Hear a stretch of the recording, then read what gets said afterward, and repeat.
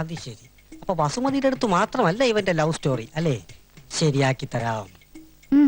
ഒളിച്ചും പാത്തും വന്നിട്ടേ വിളിക്കണേ. എസ്റ്റേറ്റ് വിളിക്കരുതെന്ന മുത്തച്ഛന്റെ കൽപ്പന.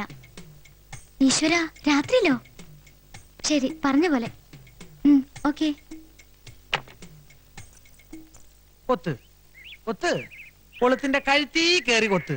കൊത്തിയാ? ആവോ ആവോ ആവോ. അയ്യോ, ഏതോ ഒരു മീന്റെ ജെട്ടി ഉരി പോന്ന തോന്നണേ. ജെട്ടിക്കൊക്കെ ഭയങ്കര വിലയാ. Nonsense naked fishers. ജെട്ടി ഇട്ട് നടക്കൂ. എര കിട്ടിയോ? കിട്ടി, നല്ലൊരു ഇര കിട്ടി. പക്ഷെ കൊളുത്തെ കുത്തി കുളത്തിലിടാൻ പറ്റിയല്ല. പിന്നെ കോലയെ കുത്തി തന്നെ തൊള്ളയിലിടാനോ നേരെ കൊണ്ടുവരാൻ പറഞ്ഞ? ഞാൻ പറയണോന്ന് കേക്ക് കുസൂർ. ഇന്ന് രാത്രി നമുക്ക് ആ ഇരയെ പിടിക്കാം. രാത്രി ഇര പിടിക്കാൻ ഞാനെന്താ പാമ്പാ? അതെ, ഇന്ന് രാത്രി പാമ്പുകളെ പോലെ എഴഞ്ഞെഴഞ്ഞെഴഞ്ഞ് ചെന്ന് നമ്മൾ ആ ഇരയെ പിടിക്കും. ഏതരയുടെ കാര്യം നീ പറയണേ? ഈ തറവാട്ടിലെ സുന്ദരിമാരുടെ കിടപ്പറ തുറക്കുന്ന ഒരു തുരപ്പനെ.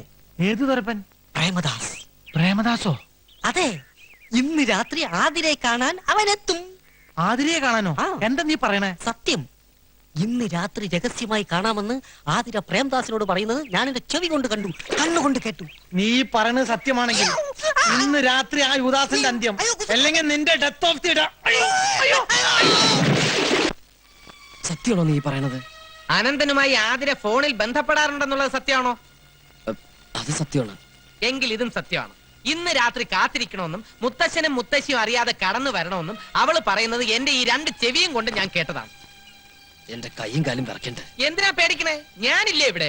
ഒരു 10-15 പേരെ നേരിടാൻ എന്റെ ഈ ബോഡി ധാരാളം മതി. പേടിച്ചിട്ടൊന്നുമല്ല, ഞാൻ ഇത്രയും നാളും കാത്തിരുന്ന ആ ദിവസം എത്തിയില്ലെന്ന് ഓർത്തിട്ടാ. അത്രേ ഉള്ളോ? അനന്തനെ അല്ല, അവന്റെ അപ്പൂപ്പനെ ഈ പ്രേമദാസൻ പിടിക്കും. അപ്പൂപ്പനെ കിട്ടിട്ട് എന്ത് കാര്യം? എനിക്ക് വേണ്ട. ഏതായാലും ആതിരയെ കാണാനാണല്ലോ അവൻ വരുന്നത്. നമുക്ക് ആതിരയുടെ കട്ടിലിനടിയിൽ കയറി ഒളിച്ചിരുന്നാലോ? ഐഡിയ കൊള്ളാം. Very good, thank you. എന്നിട്ട് വേണം കംസവൈദ്യം വന്ന് നമ്മുടെ രണ്ടുപേരെയും കഴുത്തുമ്മ പിടിച്ച് ഞെക്കിക്കൊന്ന് പുറത്തേക്കറിയാൻ. അതെ, കൂടുതൽ ബ്രെയിൻ പറക്കില്ല കേട്ടോ. അവൻ ഏത് വഴിക്കാണ് വരുന്നതെന്ന് അറിഞ്ഞിരുന്നെങ്കിൽ വഴിയിൽ തടഞ്ഞു നിർത്തി അവന്റെ കൈ പിടിച്ചോടിച്ചു. വൃത്തിയിട്ടവനെ, അവൻ നമ്മളെ അറിയിപ്പിച്ചിട്ടാണോ ഇങ്ങോട്ട് വരുന്നത്? അല്ലാതെ വേറെ എന്തെങ്കിലും ഐഡിയ? രഹസ്യ സമാഗമമായതുകൊണ്ട് അവൻ നേർവഴിക്ക് വരാൻ സാധ്യതയില്ല. അതെ, അതാ ഞാൻ പറഞ്ഞത്. ഒരു കാര്യം ചെയ്യാം, ആശ്രമത്തിന്റെ ഈ സൈഡ് ഞാൻ നോക്കിക്കോളാം. തെക്കേ സൈഡ് നിന്നെ കൊണ്ട് നോക്കാൻ പറ്റുമോ? അപ്പൊ അവൻ പടിഞ്ഞാറസ് കൂടി വന്നാലോ? അവൻ നേർവഴിക്ക് വരില്ലെന്ന് നീ തന്നെയല്ലേ പറഞ്ഞത്? കിഴക്കസ് കൂടി വന്നാൽ? എങ്കിൽ വളരെ സൗകര്യമായി. അവൻ നേരെ കിണറിനകത്ത് വീണോളും. അവിടെ കിണറാണല്ലോ.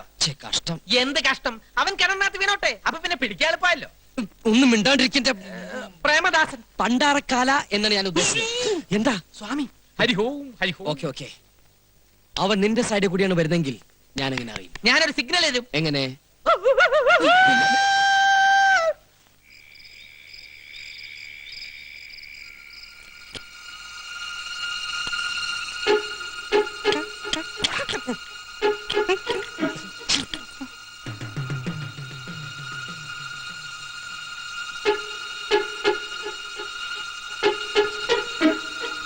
ഞാൻ പറഞ്ഞത് എന്തായി?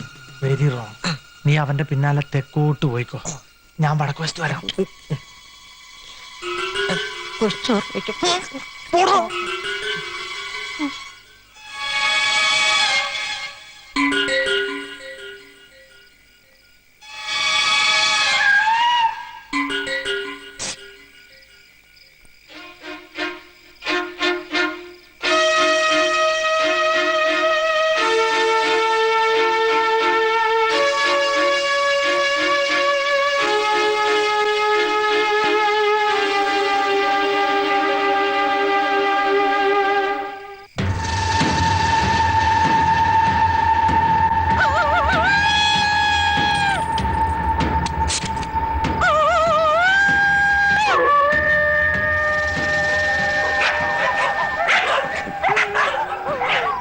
ഇതിലേത് പട്ടിയാണോ പ്രേമദാസൻ പട്ടി?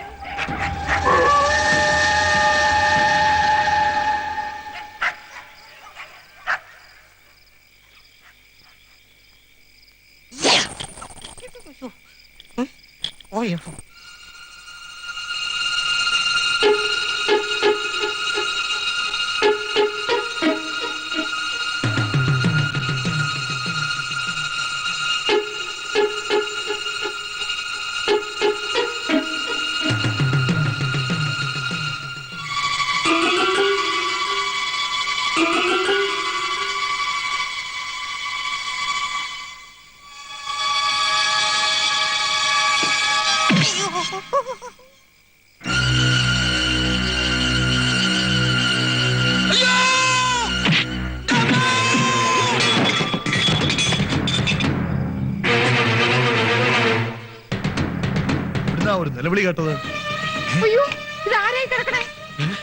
എന്താ എന്റെ പറശ്ശിനി കിടവ് മുത്തപ്പ, ഈ വീട് മുഴുവൻ പ്രേതങ്ങളായോ? മമ്പള്ളി ഇതാരാണെന്ന് നോക്കുക. ഞാനോ മറ്റുള്ളൻ തന്നെ നോക്കുക. ഞാനാണ് പറയുന്നത്. എന്റെ സമയം ലേശം മോശം. ഒന്ന് നോക്കുന്നേ. എന്റെ ഭഗവതി,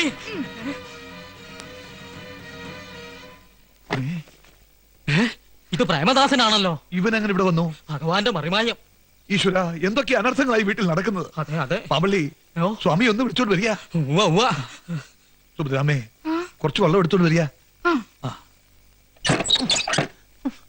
തൂളി കിടക്കണ പാമ്പിനെ ബെഡിൽ ഇട്ടെന്ന് പറഞ്ഞ പോലെ. കൃഷ്ണൻകുട്ടി, കൃഷ്ണൻകുട്ടി, ഇവൻ ചത്താവോ ഈശ്വര?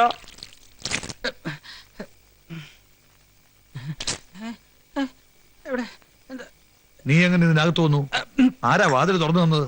അറിയില്ല, എങ്ങനെയാ ഇവിടെ എത്തിയെന്ന് ഒരു പിടിയില്ല. ഉറക്കത്തിൽ ആരോ തട്ടി വിളിക്കണ പോലെ തോന്നി.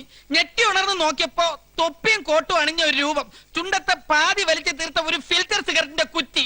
പിന്നെ ഓർമ്മ വന്നപ്പോ എനിക്കൊരു ഓർമ്മയില്ല. മോനെ ഉണ്ണികൃഷ്ണ, അങ്ങ് ഭയപ്പെടരുത്. ഹോമത്തിന്റെ ശക്തി കൊണ്ട് പ്രേതാത്മാവ് അല്പം വയലന്റ് ആയി തുടങ്ങിയോ എന്ന് സംശയമുണ്ട്. ഏതായാലും ഒരു പൂയില്യം ഈ തറവാട്ട് മണ്ണിൽ നിൽക്കുന്നത് നന്നായി. പോയില്ലയോ? എന്താ ഈശ്വര, പതുക്കെ പതുക്കെ. ഈ തറവാട്ടിൽ എന്തൊക്കെയോ ഗുലുമാലുണ്ടെന്നുള്ളത് ഉറപ്പാ. അകത്തളോ പുറത്തളോ നിലവറയും കലവറയൊക്കെ ആയിട്ട് നീണ്ടു നിവർന്ന് കിടക്കയില്ലേ. 10-12 പ്രേതങ്ങൾക്ക് ആരും കാണാതെ എത്ര കൊല്ലം വേണേലും ജീവിക്കാം. പക്ഷെ ഈ അലന്ന പ്രേതങ്ങൾ എന്നെ എന്തിനാ തല്ലിയത്?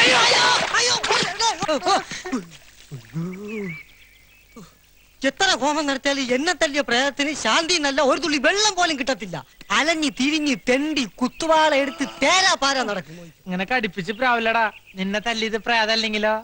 അല്ലാതെ പിന്നെ ആര് തല്ലാൻ? പ്രേമദാസനെ തല്ലിയത് കുസൂറാണ്. പക്ഷെ എന്നെ പ്രേമദാസനെ തല്ലിയത് ഞാനല്ലടാ. അല്ലേ പിന്നെ? അയ്യോ, ഓടിക്കോ, തന്നെ കാണും.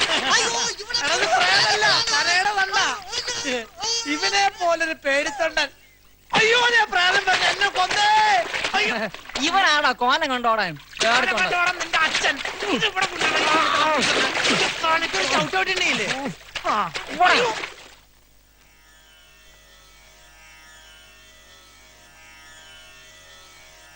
സ്വാമി കണ്ണു തുറക്കുന്നില്ലല്ലോ. മനപ്പാടം പഠിച്ചതൊക്കെ ഓർക്കയായിരിക്കുവേ. മനപ്പാടം പഠിച്ചു. ഞാൻ ഉദ്ദേശിച്ചത് പരമാനന്ദ ഗുരുസ്വാമിയുടെ കയ്യിൽ നിന്നും പകർന്നു കിട്ടിയ സിദ്ധിപാഠങ്ങളൊക്കെ മനനം ചെയ്ത ആത്മതപോവന സീമന്ത രേഖയിൽ ഉത്ഭുത ബിന്ദുവായി അലിഞ്ഞു ചേരുന്ന ഒരു സ്വാമി. പൗർണമാസ്യാം പരിണയോ മുക്തിചൂടാംശം മധ്യമാം. പൗർണമി മധ്യമമായതുകൊണ്ട് പരിണയത്തിന് ദോഷമൊന്നുമില്ലാലോ. മേടം ഇടവം ചിങ്ങം തുലാം വൃശ്ചികം ധനു മകരം കുംഭം എന്നീ സർവപാദങ്ങളും വർജ്യം. മറ്റൊരു മുഹൂർത്തം അവിടുന്ന് തന്നെ നിശ്ചയിക്കണം. പുരുഷ ജാതകത്തിന്റെ ജന്മാഷ്ടമ രാശി ദോഷമാണല്ലോ കാണിക്കുന്നത്. ആർക്കാണാവോ ദോഷം? തറവാടിനും ബന്ധുമിത്രാദികൾ സർവർക്കും, പ്രത്യേകിച്ച് മുത്തശ്ശന്. പരിഹാര കർമ്മങ്ങൾ എന്തെങ്കിലും ഉണ്ടോ സ്വാമി?